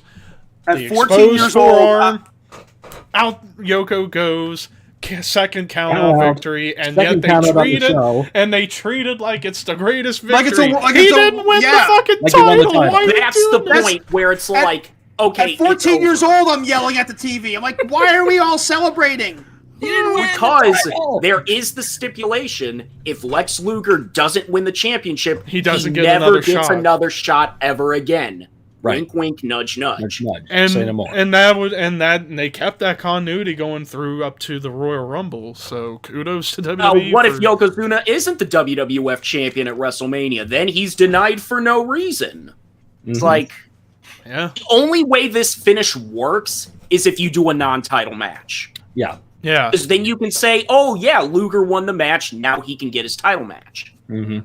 And then you could have started the build up to Rumble and have Luger win the Rumble, then get the belt at WrestleMania. But instead, when you corner yourself in making this for the title, and then you do this, you're setting yourself up to fail from the get-go. The problem is, though, look at it this way. SummerSlam main event going into SummerSlam, they announced it non-title. Oh, why do I want to buy this? Why do I want to? Levi just said it's booking yourself into a corner. If you don't, Kevin Sullivan always said, you don't book a match unless you book the match, the finish, and the return. If you can't do that, don't book it. Yeah. And it was something I used when I was booking independents. But for this one, it's like, okay, the finish should be Luger's going to win the title. Don't do that. You just ruined, the Lex Express whole thing. Doesn't work. And Luger never really recovered after this. Like he gradually started going down the card after WrestleMania 10. Do a switchback. A month or so later on Raw or something like that. It's 1993. You have nothing to lose at this point. Nothing. You put almost 24,000 people in a building for a pay-per-view when you're doing 1,000 or less for TV tapings at the time. Yep. So what? Well done, Luger. What do you have? Anything wrong with him winning the title at SummerSlam and then dropping it to Yoko a month later on Raw? It would have been huge ratings for Raw. It would have been a real shot in the arm for the company at that point. Didn't want to do it. Brings me to our conversation we had prior to our, I was telling Scott this morning. My dad and I used to watch wrestling a lot together, and my dad is very opinionated and very observative of things on wrestling. And I remember talking about this with him, and this particular match. I talk about Lex Luger in general, and he goes, "I gave up on Lex Luger after this SummerSlam fiasco." So I remember, my dad says, he goes, I remember that match with Yokozuna, and it ended with a count out. He looks, and I remember looking up and go, why isn't every time this guy goes to the top of the card, it just can't be done right. It's always got to be confusing, which is true. Bash 88, his shot with Ric Flair. Match stops weirdly. It looks like he won the match, but the Maryland the ref stoppage, Maryland State Athletic Commission stopped it due to excessive bleeding and the blood dripping on Luger's shoulder. Great American Bash 91, Luger going in, supposed to take on Ric Flair for the title, and then Ric Flair jumped ship and took the belt with him.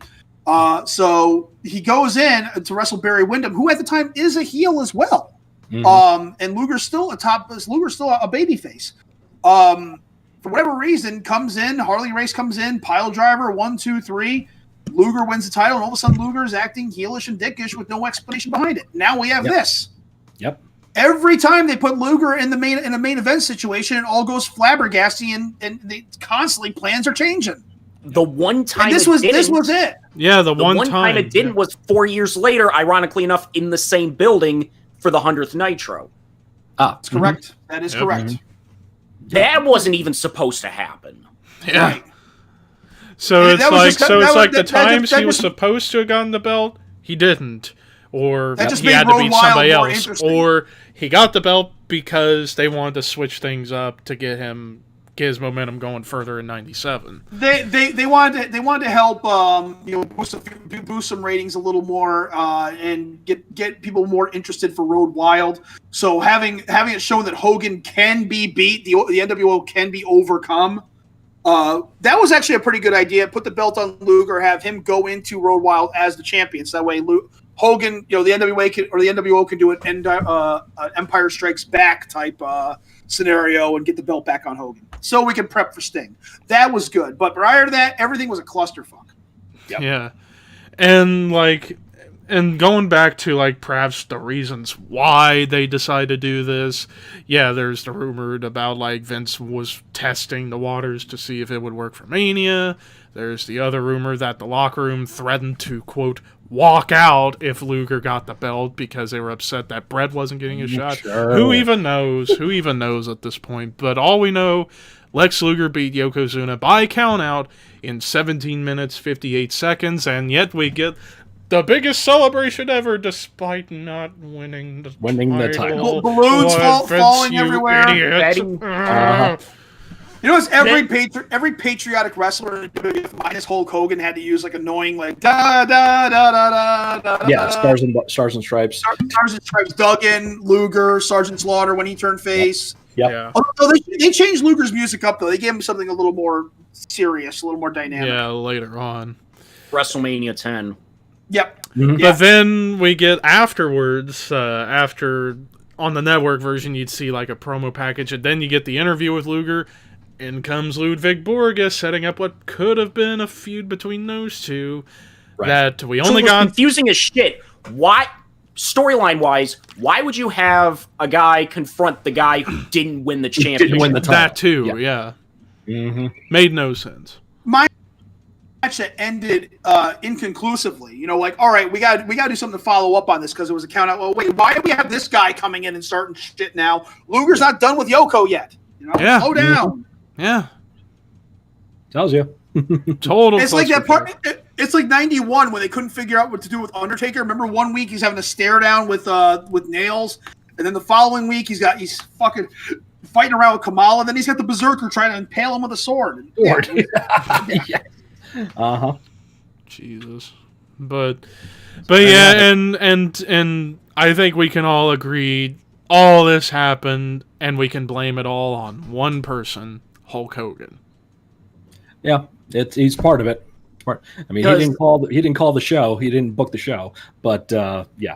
But yeah, if he had just swallowed his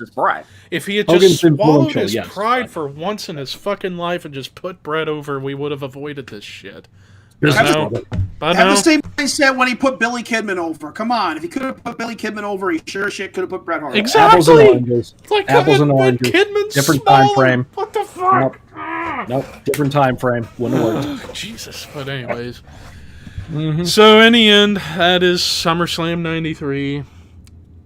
Yep. The reason why I say people want to say sorry, it's not. I mean, it's my opinion. I just feel the reason why I felt this show was so bad is because there was, other than perhaps one match, nothing really stood out for me on this show.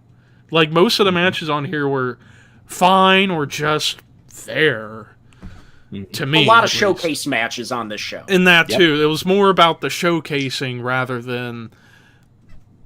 I think the main event actually was the showcase match. It was the drawing point. It was the Al Snow theory. It's the match that sold the most tickets. Yes. So and it did fill the house. Unfortunately, it's also 2 DQs, 2 countouts on the show, and a countout in the main event, which is never good. Yeah. So because of the whole booking it, booking yourself into a corner scenario. So I mean, there's a lot to the show that not a lot, but there's several factors in the show that could have been fixed, could have been and improved, it could have helped the show a whole moved the card around a little bit. Breakups like that. The first 3 matches are bam, bam, bam, really good. Yeah. If you move the Intercontinental title match maybe a little bit later, put that like right before the 6-man instead of Taker and Gonzalez. Taker and Gonzalez could have been in the first half. Yeah. But probably because it was rest in peace with no DQ, no count out, that could have been first half main event. So maybe Wicked Round could have improved it. Hindsight, once again, 2020. I mean, measuring it against other SummerSlams, it would definitely be in the lower echelon of my rank. For me, top 2 worst for me. It's in the bottom 5 somewhere. I would say, and the only SummerSlams, if you compare to other SummerSlams, yes, but overall, as a show overall, it really was not bad. No, I don't feel it is. And the reason why I was making, and now that I think about it, I brought up earlier how I thought 99 could have been there, but at least 99 you had Shane versus Test, which was awesome. Where here, well, this is a good segue to best match and worst match. For me, best match honestly goes to that 6-man tag with the Guns and Tatanka versus Bam Bam and Head Shrinkers. I really did like that match. I personally thought the tag title match was the best match. That would be a close second for me. I'm torn myself because you have to also go by crowd reaction, and crowd reaction for the main event is crazy. The crowd reaction for Bret Hart and Jerry is nuts. Crowd reaction for the tag title is really good. So it's hard to gauge. You can just go by personal preference in that case. Mm-hmm. So for me, I had the most enjoyment. I'll go with James. Was the tag title match. That's the one I personally sat down, enjoyed, focused on the most. So I'll go with that as probably for me the best match. Well, yeah, I'm kind of like on the same page as you guys. It's like as far as like enjoyment. For crowd enjoyment goes. The 6-man was fantastic, but the crowd was not the level they were for Jerry and Bret or even the main event. But yeah, as far as a good solid match, I definitely go with the tag match as well. Crowd reaction. As far as crowd reaction and getting things over and stuff, probably Jerry and Bret.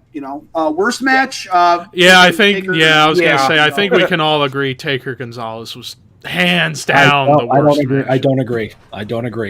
Really? Worst match was IRS and 1-2-3 Kid. It had a flat finish. Nobody cared. At least when Taker won, people popped. And, that's very true. Come on. If again, Jim Cornette styling. If you go to the ring and they're quiet, and you go back to the locker room, they're loud, you did a great job. You go to the ring and they're loud, and you go back and they're quiet, you sucked a dick. Well, that's how quiet it was. I must not mention it because I forgot it was there. Oh man. So that's in my opinion. Worst match was 1-2-3 and IRS. And that's an agreeable thing. Just my opinion. No, it's your opinion. Nobody's wrong. Nobody's right. Let's make sure we preface this. Yeah, we're all entitled to our own opinions here. So it's all good. Yeah. So now that we've gotten done with the review, we will now take questions. And I see we got a few people watching, so send us some questions. Prince of Strong Style 9v2 said his match of the night for him was the 6-man tag as well. So at least I got one guy on my side. I'm just kidding, though. But yeah, it's like I'd have the 6-man second for me personally, but yeah. But here's the thing: how many of those 24,000 fans are going to remember that coming home from the That is true. That is true. That is true. Yeah. But before anybody starts sending questions, quick reminder for those who might just be joining us and wonder, well, what's the schedule for the rest of SummerSlam month? This upcoming week we got 98, which I'm looking forward to talking about. That's the top of the top 2 for me. I was there for that one. I got to see that one. You were there. That's right. Most fought SummerSlam in history. There you go. I just got home. I just got discharged from the military, and I was bummed and down on my, upset and sad, depressed because my future for my life just kind of just hit a brick in the wall. I fly home from Great Lakes, Illinois. Come home, and it is the day of SummerSlam, and I'm like, Dad, I don't know what's on television. I just want to go home and I want to watch SummerSlam. And please let me watch it. And yeah, I got to watch it. There you go. My son came home sad, and he's like, "All right, we'll watch some wrestling. Cheer you up." Yeah. Then the week after that, we're going to go back a little bit to 1995. Another one of those. One I just covered. The one he just did, yeah. And then after that, the final one, 2002, one of my favorites of all time to watch. Yep. And of course, as I brought up September, we're still figuring stuff out apart from Unbreakable 2005 and possibly Money in the Bank 2011. We might do other stuff for September. Could always cover the debut of Nitro. We could. Yeah, we very well could. Too. That's a good one. October's mostly going to be Halloween Havoc month. November is going to be Survivor Series month. December is going to be Starrcade month. So Starrcade. So that's all of 2020. We got to throw an old Starrcade in there. We got to throw in one of the early. Yeah, we got to do an old one. One of the Thanksgiving days. Yeah. One from what before Levi was born, and one where Scott and I were toddlerish. Yeah. Well, I was a toddler. Okay. Wait, 83 you were? Yeah, 83 you were. Oh no, 83 I was just getting out of toddlerism. Yeah, so there was no Starrcade where we're toddlers. All right, I was 4. Okay, I was out. I was preschool. I was 8. I was preschool. Yes. Yeah. Well then, already a blooming star. To quote Roddy Piper. Yes. Jesus. Whew. But yeah, for anybody who's watching, if you guys have any suggestions for us to discuss for September, let us know, because September is pretty much mostly open, whereas October, November, December is pretty much set for the most part. We can at least give us ideas of like what year you want us to take a look at. Yeah, give us ideas for what years for series each of those. And also, I think January we should do a Wrestle Kingdom. Yes. First week of January, do a Wrestle Kingdom, because we should definitely do that. James, what kind of stuff you got coming up? Well, this coming week, I'm covering SummerSlam 2005, the second most bought SummerSlam of all time, and one of the bigger shows in SummerSlam history, but isn't necessarily good. Got to check out the episode. And then after that, I'm going to be doing a 9-part retrospective on The Undertaker, covering from the very beginning all the way to the Boneyard match. I look forward to it. Are you doing just the gimmick of Undertaker, or are you going way back with Mark Callis's entire career? No, I'm just doing the gimmick of the Undertaker. Okay. Which is still pretty long. It's a lot. Yeah. 30 years. It's a big volumes of content. It's like volumes of content. I had to cut it up to 9 parts, because if I tried to do 1 part, it would take me a long time to do and wouldn't have much content. And then afterwards, I'll be heading into my 10th anniversary on YouTube, and don't know what I'm going to be doing there. Then probably November, cover some Survivor Series. December, who knows? And there, it'll be what it'll be. Yep. What if we'll actually finally start getting some live shows again come that time? Yeah. Like shows with fans in the audience. Yeah. Hopefully. I really don't I can finally watch wrestling on my TV again. Honestly, I think the first live show with fans again might be the Royal Rumble. Probably. Which would be a good one to have the Royal Rumble with fans. Although indie shows are still are up and running and still going. Actually, New York's going to have their first indie show in a couple of weeks in Endicott. Oh, there you go. Or Johnson City, excuse me. It's going to be a drive-in wrestling show. Drive-in? That's... I don't know. We'll see what happens. I'm going to be honest with you. It may end up getting canceled. Who knows? Yeah, chances are. Yeah. Yeah. I mean, I hate to be a jerk too, but that TCW show might end up getting canned too. Well, that's not till December, so let's give it. I know. We don't know what's going to happen. I mean, we still got to see how things go when college kids are back in, when kids are back in school. Yeah.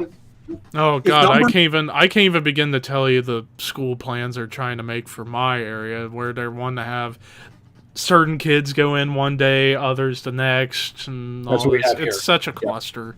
In my area, it's like people go in, kids will be able to go in Monday, Tuesday, then everyone's home Wednesday to clean the school, then another crew of kids goes in Thursday, Friday. Yeah, and they're trying to make it seem like parents do not have a choice to let their kids do remote learning. I guess my kid's school says you need to have a doctor's note, and then that doctor's note has to be cleared by the school pediatrician. I'm like, wait a minute. What about their pediatrician who's been seeing them since the day they were born and they're 13 years old? So it's got to get final approval. He's got to get a note approving them for it. And then the school-based physician has to approve that approval. Something's not right. I think they're trying to – I think they don't want to have to start the year with no kids in school and everybody doing online. Yeah. Especially if you have a kid who has a computer like mine where they probably wouldn't want to do any schoolwork, just play games. Play games all day. I do find it weird. Like, just a quick funny note. I watched a couple months ago, around the time I bought this thing, Achievement Hunters, Ryan Haywood did a show called Technical Difficulties, which was mostly like a goofy show of him building like crazy shit. He actually did a PC build, and he brings up this joke. It's kind of funny, like for like college students using render machines. He's like, it's kind of funny. The machine that would do the most learning could also be a big distraction. And I'm thinking, yeah, that is true. It is true. But yeah, that's. I don't want to get too much further into it because it's all stupid. But anyways, it's extremely stupid. Thank God, yesterday when I worked that car show, no problems, and it was amazing. Everybody had a good time. We were all chatting, hanging out, shaking hands, fist bumping, and it was good. No problems at all. And if anybody in the town would have come to shut us down, I would have probably found the guy and kicked the shit out of him. Like, you're on private property. Get off our land. Fuck off. Yeah, I probably would have went to jail, but it would have been worth it because I'm sticking up for my family's business. Damn it! It's sponsored by a gun store. Exactly. We would have had all of our guns out and be like, "You fuck with us again, you're gonna get it." Everything. But yeah, the concert yesterday was pretty fucking cool. Yeah, Jesse Kramer, good voice, and their drummer's really cool too. And belated happy birthday to Levi, by the way. That yesterday was before day. Levi. Yes. Yeah, 26, damn it. 26. Don't start. Scott, you were 26 when I met you. Yeah, exactly. I was 26 when I got married. Oh, so you were younger. Actually, I think I knew you for about 2 years when you got married. We met in 2000. Yeah, I was 20, going 21. Yep. And yeah, 25. So you were 25. Okay. 26 when I got married. So because it was April 2002. Yep. Figured another place to go next would be talk about what James already did what he's got coming up. What I got coming up, well, my NR 2003 series is back, the Marvel Studios Cup series. The second race should be up tomorrow night. Basically how that's scheduled, for those who don't know, it's every Monday, Wednesday, Friday. I post at 7 p.m. premiering a race from my series. Basically, simulation where I do commentary over it as if I'm a NASCAR commentator. It's fun. Scott's involved, and he's got a sweet-ass Shadow Cult scheme that my buddy Qualls did. Other stuff, well, I got 6 episodes of Tabletop Simulator One Night Ultimate Werewolf to post. I still got to edit Gary's mod session I did last week. Basically, my channel has become mostly gaming at this point, considering I'm done with NASCAR's bullshit. Haven't been talking wrestling currently because, for me, there's no point because there's not much going on. Once we start getting big crowds back, then I'll be back talking about current wrestling. Start watching again. And start watching again because I have not watched since March. I've watched a lot of wrestling this year, but not current wrestling. Oh, same here. I've been watching old stuff too. And of course, Last Ride, because that's a fucking amazing show. So, yes. And actually, now that I bring that up, I brought this up with my mom whenever the show was still going on. Part of me wishes they should have made like a massive DVD Blu-ray box set of this, and I would have bought it instantly. Because I remember don't do that anymore because they have the network. Right. Unfortunately, but like I remember, let me grab it real quick. Now that this thought's in my brain, let me pull it real fast. Because the reason why here's an interesting fun fact. Where in the hell did my earbuds go? Oh, I'm dropping everything everywhere. I'm such a clusterfuck myself. He's dropping everything. While you're looking for that, I got it. But go ahead. Interesting fun fact.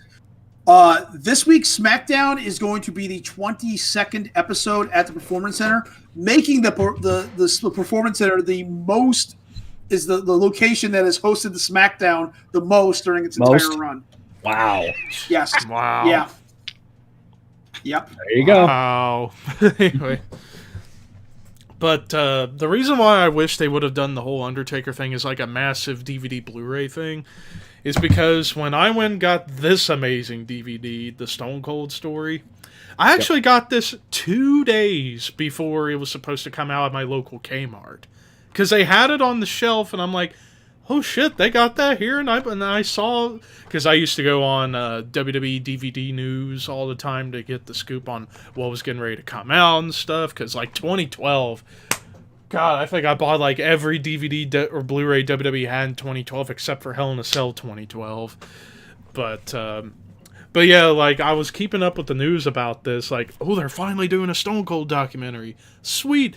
Went to my Kmart on a random Sunday in late November 2011.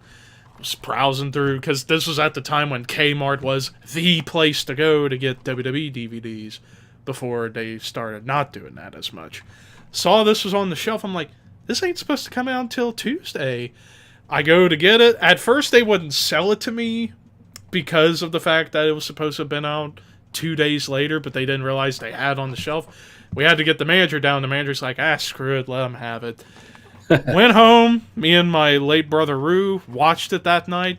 Blown away. Still, to my opinion, it's on par with Rise and Fall of ECW's best WWE DVD documentary. Now, overall, it's a different story. I could give that to Last Ride easily now, but that's part of the reason why I feel like they should have waited to do it on DVD and Blu-ray, and I would have, even if it was $100, I would have bought it right off the bat. Because I like physical DVD that I bought. I think the last one I bought was the last DVD I bought was Kevin Owens. That was the last one I got. Last one I got was the Paul Heyman DVD from 2014. It's a good documentary, too. Yeah, it's real good. Yeah. I still have a few of them. I don't have as many as I used to. I sold a bunch of them. But, I still got a few hanging out there. I never watch them, but I still got them. Yeah, I haven't watched much of my DVDs. I think the last one I watched was the Mick Foley's Hard Knocks and Cheap Pops DVD. Mm-hmm. And then, like most of the documentaries I have, they're on the network now. So if I want to watch them, I'll just turn the network on. You just don't get the extra matches like they have in the DVD. Yeah, so that's the only difference nowadays. Yeah, part of the reason why, I guess, also another part of the reason why I prefer, when it comes to like documentaries, why I'd rather get them on DVD or Blu-ray. For the big example being this one. This one's a little bit edited on the network, and I don't like that. I want the original right here, the whole thing, because I think the reason why they edited this was to cut time, because, I mean, this documentary is about 3 hours. Yeah. And they cut it to 2.5, and I'm like, I don't like that they cut it down that much. So, that's another part of the reason why I prefer the physical stuff, and that's one of the reasons why I still like buying CDs. I prefer the physical shit. Granted, Spotify and such, it's a good tool to discover stuff that you would want to buy later on, but I prefer the physical stuff because I'm a firm believer in keeping, especially with CDs, keeping the business alive through physical purchases rather than doing what most people did back in the early 2000s and download it all illegally. Mm-hmm. Yep. So... But I guess the older I get, the more wise I become about that stuff. You're not going to see DVDs as much anymore because it's not fiscally, advisable for companies to do that now, when it's so much cheaper to run stuff streaming style. So to have an actual physical, tactical object in your hand nowadays, and also, just as a note, there might be a day where these streaming services may not exist, and you might want to get them on DVD and Blu-ray. Yeah, that's true. But I don't see that happening. Your Blu-ray player could blow. No pun intended. Your DVD player could fail. I have 2 VHS DVD combos in my house. Neither one of them work. It's like soon DVDs might be obsolete. They will. I mean, technically they are. Yeah, more people are into the Blu-rays, especially now the 4K. I don't get the whole 4K shit. I was just fine with 1080p. And now they're coming out with 8K with the PS5 coming out. It's like, do we really need it this much? Really? Yep. And everything's going to be VR one day, too. That would be everything. Something. And I mean everything. Good Lord. I don't it's know. Going that way. Or smell-o-vision will become a thing. Smell-o-vision. That's right. Smell-o-vision. On my channel, Mr. Scott Reacts, I have a few reaction videos set to go. I've been doing Unleash the Archer stuff mostly. Been reacting to the album Apex, one track at a time. And I got various other things lined up to go on that channel too. So just keep watching on that channel, see what else is coming out there. And I always take recommendations. I got recommendations for both Walter and Levi, and they're both up on my channel now. So you can check those out. After all, your last video was the reaction to the corrupted cover art for the band Mortician and by Gonolock, and good Lord, the quote's never gonna leave my head from that video. So, who is the lazy chuckle bum who felt the need to fashion a chair out of human remains? I guess he was in the process of being hacked up for barbecue. But also, I almost forgot other stuff I got coming down the pike for my channel. Now that, let me see if I can get it visible for everybody to see. I got this, the PlayStation 2 HDMI pound cable. I can record and stream PS2 stuff, so, yeah, pound. Pound her right in the pussy. Pound her right in the pussy. Pound right in the kisser. Pound right in the kisser. Pound right in the kisser. Pow, right in the kisser. But anyways, I do plan to eventually do SmackDown Here Comes the Pain season mode playthrough series on the channel. And I finally decided I'm going to be playing as Kurt Angle when we do that. Or when I do that, so... That's an easy way out. Yeah. Play the worst character. Yeah, come on. The worst character in the game. Or create a character. Well, I do have a created AJ Styles on there, so I could do it. But the problem is it's so fucking difficult to get the stats build up within that 1 year you're given. Within that 1 year you're given with... with Kurt Angle, you're automatically the WWE champion. I know, I guess I was more thinking of, like, the move set, because Here Comes the Pain, in my opinion, had the best move sets for wrestlers of any wrestling game I've played.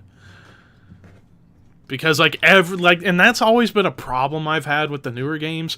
Most of the movesets in the game are just run together. Just different finishers, different signatures, but that's it. That's why I love Here Comes the Pain so much, because everybody had an exclusive moveset. Like, you always had, like, different German suplex animations for Kurt Angle and Brock Lesnar. Different spear animations for Edge and Goldberg. Different, clothesline animations for everybody. That's why I love Here Comes Pain so much for the movesets, whereas nowadays, fuck the movesets of nowadays. But I don't know. I also had the option of Stone Cold, but like have him not go for a title until later in the story. I don't know. I'm still kind of figuring it out, but that's definitely going to happen. I'm thinking about doing a NASCAR game, and according to my YouTube poll, they all want me to do NASCAR Thunder 04, so I guess I'll do that. Now that's where you'd have to start at the bottom for sure. And good Lord, I've played that career mode. It is hard. It is hard, especially in your first couple of seasons, to get your shit built up, because you have to start in shit boxes with like 50 overall ratings, and you have to use so much money to upgrade your stuff to be able to run up front. But it's a good challenge, but I don't know when I'm going to do that, but those are a couple other things. What's coming up for the Necrocasticon? Well, we actually just recently had probably our biggest interview to date, where myself, Walter, Skip Novak, Dan Roberts, and our buddy Tom Clark, we all sat down and talked with a man named Mark Reen Hagen. And if you don't know that name, he is a man who invented a role-playing game called Vampire the Masquerade. That came out, late 80s, and was pretty much the main influence for the entire influx of vampire pop culture that followed. The television, movies, books, games, you name it, all pretty much stems from that game there. So we had an interview with him. And it was about a half-hour interview. It was a lot of fun getting to talk to him, so definitely check that out. We also have talked to guys named Rob Bruce, who, if you're a fan of Kevin Smith and his movies and Comic Book Men, Rob Bruce made several appearances on that show. He is a pop culturalist. He just knows a lot of stuff.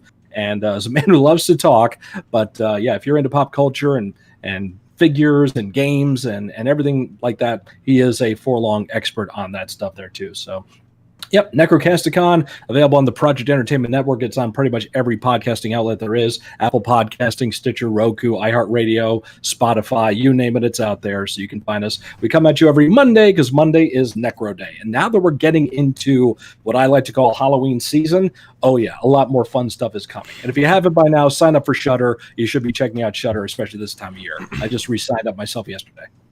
Just announced a new Joe Bob Briggs drive-in special. I think it's coming out sometime this month. So more Joe and more Darcy the Mail Girl. More Darcy. I know you love Zev there, but Darcy. Oh, Darcy. Darcy's a big AEW fan, like huge. It's like everything she tweets about is AEW. She loves AEW. Well, that's how they got Jericho on the show. Yes. Yep. Jericho was a pretty fun guest to have on there too. Yep. Yeah, I can already got the foo right down from. So I can already tell you that if I ever met Jericho, I wouldn't really talk much wrestling. I'd talk music for the most part with him. I've met Jericho. He's okay. He's fine. He's okay. I mean, I don't think he's going to sit there. I mean, he'll sit there and talk. Actually, didn't you guys bring up a question to him and he did answer when you guys met him? When you went to WrestleMania weekend? No. I thought you guys asked him a medal, like who would win, Killer, Maiden or Priest, or like. No. When you went to the Access, I thought you guys asked him a medal question. No. He's all right. Scotty mentioned something about some album, and Jericho just said, "Yeah, rocks, brother." That was it. You had him try to have him sign a CD. Yeah, of course. I mean, I was a 19, 20-year-old dumb kid. I tried to have him sign my Blind Guardian record. And he's like, he was nice about it though. He's like, brother, I can't do that. Trust me. He's like, trust me. I'd feel weird doing it, and you'll understand as you get older. Mm-hmm. And he was right. He was absolutely 100%. I just know some people who I bought it because of his recommendation. He's okay. I know some people who've had some negative experiences with him, like in recent years when he come to autograph signings hungover. And he's in a pissy mood. There is that. Yeah. Mm-hmm. He is moody. He does love his Grey Goose. Yeah, he does. Yeah, he can be quite moody from what I've gathered. It depends who you are, how he's going to act. If you're a schlub like us, he's probably not going to give you a lot of time. If you're somebody that he can use to influence his career, yeah, he's going to be nice. That goes for a lot of people in entertainment, okay? So it's not just him. Yeah. I mean, I can engage into a conversation about horror and metal with him just as good as anybody else. But who am I? He's not going to care. Mm-hmm. Yeah, exactly. Yeah. Well, I think that's pretty much going to wrap up this episode. So, really, really fun one to do, and happy to have James on board. However, I do have one little request. So, why? There's been one episode, and we've talked about it a little bit on Twitter, but if there's one episode of From the Vault I would love to see you do, or by any chance collaborate for like a tiny bit on, an episode on Mick Foley from 96 to 2000. That could happen next year, because next year's the 25th anniversary of his debut on Raw, the night after WrestleMania. Yeah. God, was that may long happen. Ago? Wow. I'll tell you how long ago it was. April 1st, 1996. Wow. Yeah, but James, thank you, James, for your insight and all your information, and really helped fill in the gaps there. To fill up, like me and Walter are old, we forget a lot of this stuff, so you definitely helped us get the details that we have in there. So thank you very much for coming on. Appreciate it. And being part of this could make it a monthly thing. Who knows? We very well could. Back any time. That's what I say. Absolutely. And we're open to all kinds of guests. We just want to get Levi into the deeper stuff. I can't wait to talk like New Japan and Puerto Rico and old if we're going down that rabbit hole, you're gonna have to help me a lot on that. A lot. That's fine. Reminds me of Steve Mesa has been nagging me to go against him in trivia. Like he's got a trivia show now that they do online, and they've been. You know what? You know what? That could be a future episode. We could. You know what? I just thought of a good spinoff. The Shadow Cult Wrestling Trivia Show, or whatever the fuck. Like, I'm down. Yeah, like that'd be 2 shows a week we could do. Oh, good lord! That would... Well, we got to look at my schedule because I worked. That would have to be like a seasonal thing. I feel like. We can't do it. We can't do it every single week. We'd have to do seasonal. Whenever you can't think of a topic. Yeah, exactly. Scott and I are old. We work like 40 to 50 hours a week. I got a family that thinks that I could be that I'm neglecting twice a week to do this stuff. So. Oh, yeah, Daddy needs a break, okay? That's what I say. But anyways, I think, like I said, that'll pretty much wrap this up. It's plug time, though. Plug time! First and foremost, go subscribe, or if you haven't, subscribe to this channel already. We want to get to 100 subscribers before the end of the year. Right now, we're at almost 60, so we're still going. People wondering, where is the Minecraft content? It's coming, I promise. It's just a matter of scheduling for everybody involved. In Minecraft, I'm playing Neo right now, and it's adding more gray to my beard. You ought to get Minecraft to join us, because we fucking... I think you'd have fun, especially with us joking around, and especially on the... My 13-year-old kids would gladly jump in on Minecraft. Minecraft's not my thing. We wouldn't be able to talk about stuff we usually talk about with 13-year-old kids in the game. Unless they were into that somehow. I don't know. No, they're not. But regardless... Levi, a 13-year-old boy and girl do not know who Zell Bellringer is. Sorry. My son is very inquisitive. He knows how to research. He will find out who she is in a heartbeat. Yeah, and he doesn't. Oh, there you go. I know he doesn't. Horrible. Google is your friend. Yes, it is. Exactly. It can also be your worst enemy. Oh my god! If Google was around when I was 13, 14 years old, my god, the stuff I'd be exposing myself to. Oh my gosh. And my knowledge of European softcore porn would be so much more vast now. Way bigger. And it's pretty big right now. Bigger. But yes, and I've been locking with Walter. He's exposed himself to plenty of people. Trust me.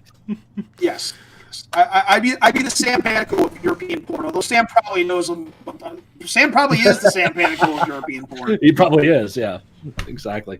But probably is. He can probably tell me underground Tibetan, anal fetish. Yeah. He'd be like, yeah, you see hours to download one picture. This is a turning. This is a turning point in history because they changed the lighting on this scene during this anal fuck scene. Oh, good lord! Right, yeah, exactly. They use a different millimeter camera, They started with 32 millimeter, they went to 16, then they went to 8, then they just used a VHS camera. I feel like Levi's giving up. I feel like choking myself with this headphone cord. Guys, we're making money on this. You guys should be demonetized. We're not. We don't even. Not even monetized. We're not even monetized because we're not even at 1,000 subscribers to even be able to monetize. So we're fine. We're fine for now. We're good. We're good. But anyways, back on track. So yeah, first things first. Subscribe to this channel. You can subscribe to me, ThrashManiac99. Follow me on Twitter, even though my Twitter is essentially dead, but you can follow me on Twitter if you want to see Zev Bellringer every fucking Wednesday, or me go on long-winded rants deep into the night. Wednesday, you know what that means. Exactly. Or me go on long-winded rants. I don't know how people put up with it, but over 1,100 people do, so I must be doing something right. Yeah. I would, and then Twitch. You can follow me on Twitch, even though we did do the simulcast last week, but I thought because of the frame issue, I thought maybe take a break from that for this week. So yeah. Scott? Find me on Mr. Scott Reacts, my reaction channel on YouTube. Please hit the subscribe button on there too, and always comment away your thoughts and your ideas on YouTube. That's right, you boob. And of course, you can find me on Twitter and Instagram at Mr. Scott Reacts as well. And you find me and my bro here, Walter, on the Necrocasticon podcast, which is also on Facebook, Twitter, and Instagram, and all those podcasting outlets I mentioned earlier on. Walter. can find me on my nearly dead Twitter account at Your Wall Ball. You can also find me on my pretty much nearly dead Instagram account at smoking_Walt_ball. And then last but certainly not least, the man of the hour, James. You can find me on YouTube at We Are Pro Wrestling, and you can follow me on Twitter at WAPW_wrestling. Absolutely. And don't forget to check out his show From the Vault, where basically this podcast got its influence from. So there you go. I know. I think my kid listens to him on. I'm not kidding either. I think my son listens to that. Yeah. I do know what's funny. Some of my racing friends who are also wrestling fans, we have a Facebook group, and they posted one of your episodes in that chat. I'm like, somebody else in this group likes We Are Pro Wrestling. So there you go. James's videos are much more thought out, it seems, than this rambling show. So because mine are edited. Yeah, exactly. It's like, oh shit, I gotta cut. So if you want a succinct description of pay-per-views and analysis and reviews, you go to We Are Pro Wrestling, subscribe there, check out his stuff. If you want to hear 3 rambling heads every freaking Saturday night with comedy involved, that's where and you come live here. And live, you come here. So. Exactly. But anyway, so But anyway, so one last reminder, rest of SummerSlam month. We got 98 next Saturday, 95 the week after, 2002 the week after. September's pretty much mostly open. Then we got Halloween Havoc month in October, Survivor Series month November, and Starrcade month in December. 2021, who knows? But anyways, thank you guys so much who were watching this stream. And until next time, horns high. We'll see you next Saturday. Check